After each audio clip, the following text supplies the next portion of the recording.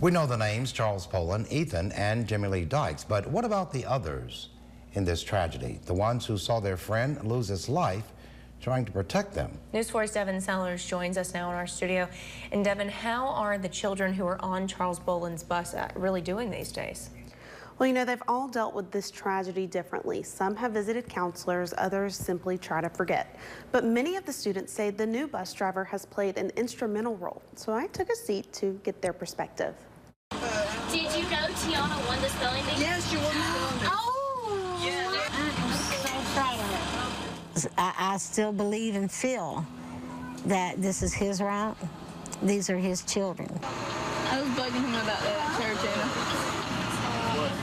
Have you seen that movie? What's your favorite? Bye-bye. I understand the loss of someone, losing someone in a drastic situation, even though I never witnessed. So that's why I think it's harder for them because of what they saw. And once they saw it, you know, I mean, you can't erase it. You can call it fate, a greater plan, or just an idea that works.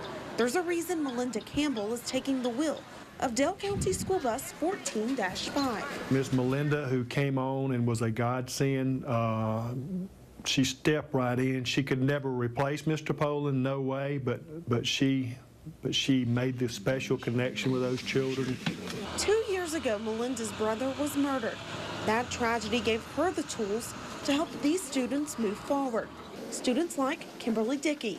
She was reading Ripley's Believe It or Not when the bus stopped on January 29, 2013. Then the bus jerked backwards very quickly, and I heard the man yelling, saying he needed kids.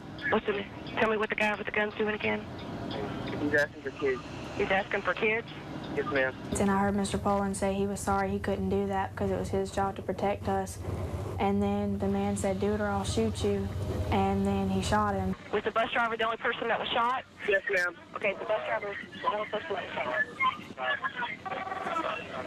Hang in there, honey. You're doing so good. I'm so proud of you. And then everybody just ran off the bus, and that's all I really remember after that. There were 22 students on the bus that day. It was horrific what we saw with the children, all just hysterical. Chaos was everywhere.